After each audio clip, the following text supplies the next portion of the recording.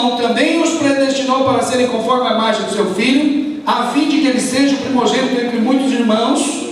E aos que predestinou, eles também chamou, e aos que chamou, eles também justificou, e aos que justificou, também glorificou.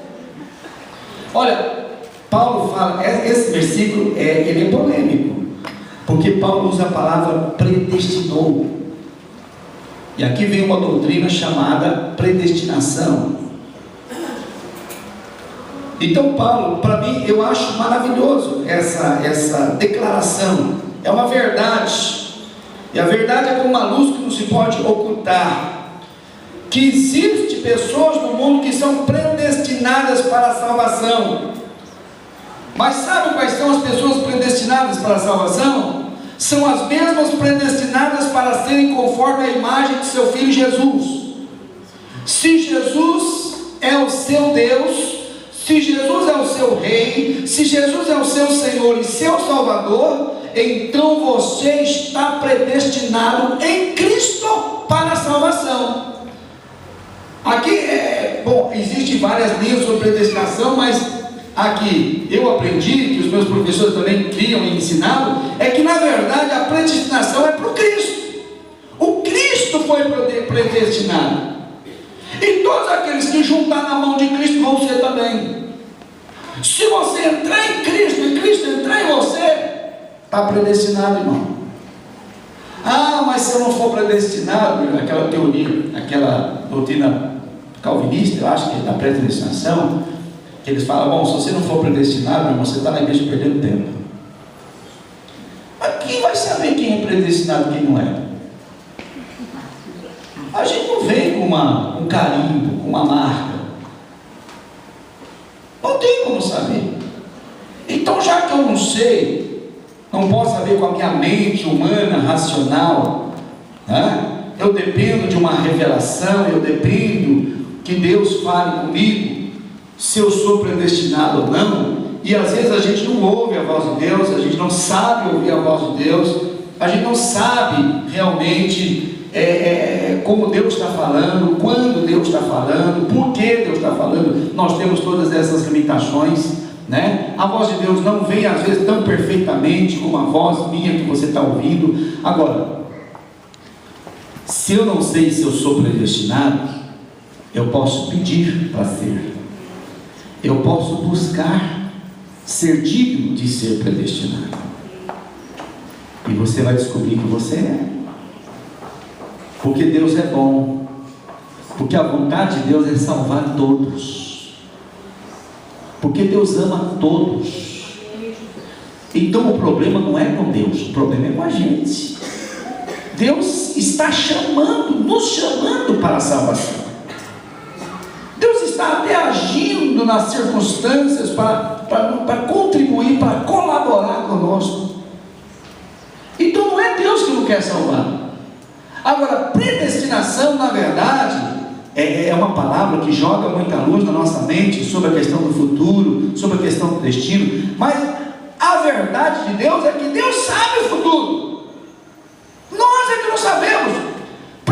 Predestinação é um assunto de Deus, é a cabeça de Deus, é o coração de Deus.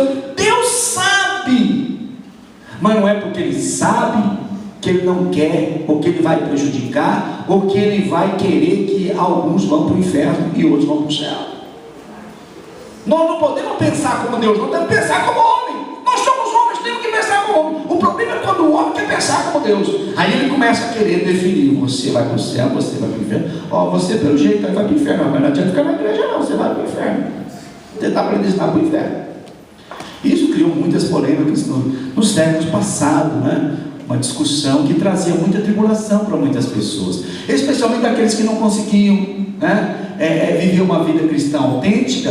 Ele começou a se considerar um perdido. Ele falou: acho que eu sou do diabo mesmo, acho que não tem jeito, eu amo o pecado, eu vou para o inferno, acho que eu sou predestinado para o inferno.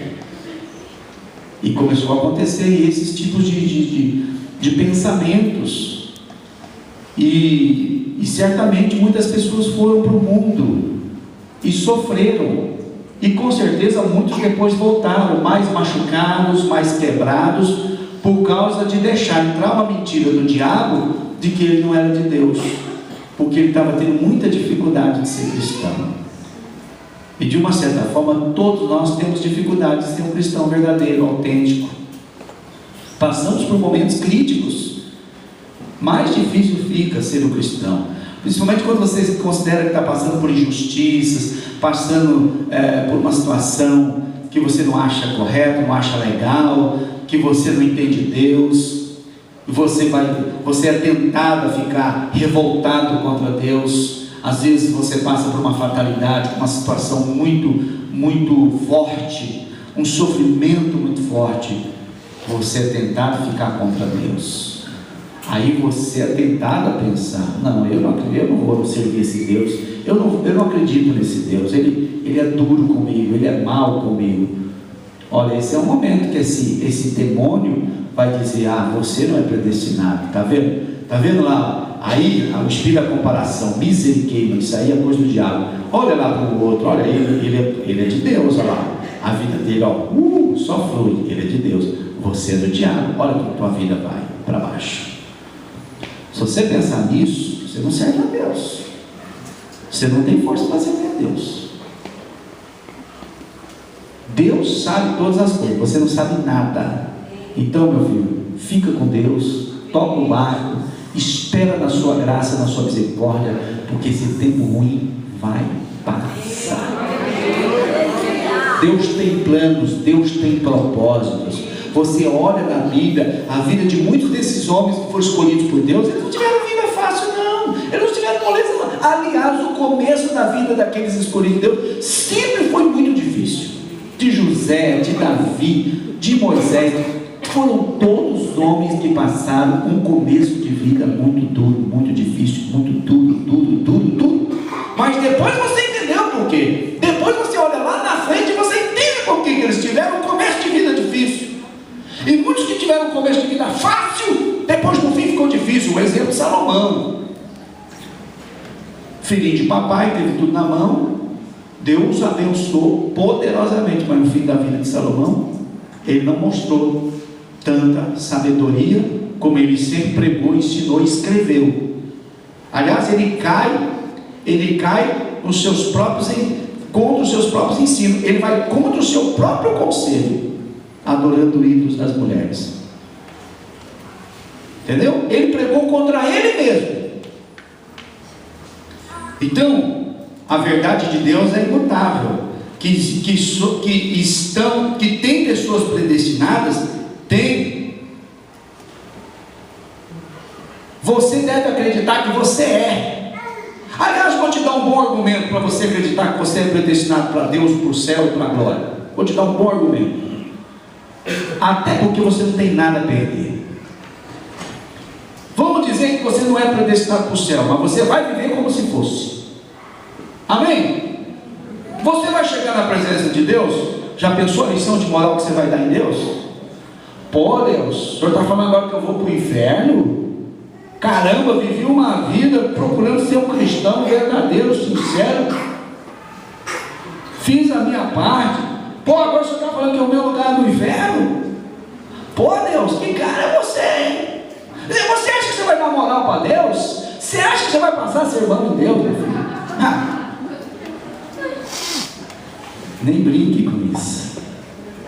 Ninguém tem argumentos contra Deus. Se você é de Deus, você vai saber que é, como o apóstolo Paulo está falando, os que são guiados pelo Espírito de Deus, tem o Espírito deles, o Espírito de Deus, aliás, testifica para o seu Espírito que ele é de Deus. Então não tem conversa. Se você é de Deus, você está predestinado, você sabe que está, e nada e ninguém vai separar você do amor de Deus. Acho que eu já estou até adiantando o texto, né? Nada e ninguém, não tem capeta, pode vir o inferno inteiro contra você. Deus manda só um anjinho, só um dos anjinhos fortes, um dos querubins lá, mas não fica um demônio em pé. Então o seu problema não é com o diabo, não é com o inferno. O seu problema é se você realmente quer Deus ou não quer, se você ama Deus ou não ama. É isso que você tem que decidir. Ah, pastor, mas é difícil, é a luta, são os vícios, as tentações. Irmão, para todo mundo é. E você tem que encarar da mesma maneira que os vencedores encaram. Eu estou com Deus, eu sou de Deus, eu amo a Deus e quero fazer a vontade de Deus. E inferno sai da frente, capeta sai da frente, porque eu estou dando voadora. Amém, irmão? Então você é apresentado. Efésios 1, 4 e 5, Paulo fala assim: assim como nos escolheu nele antes da fundação do mundo, para sermos santos e irrepreensíveis perante ele, e em amor nos predestinou para ele, para a adoção de filhos por meio de Jesus Cristo, segundo o beneplácito da sua vontade. Entendeu tudo?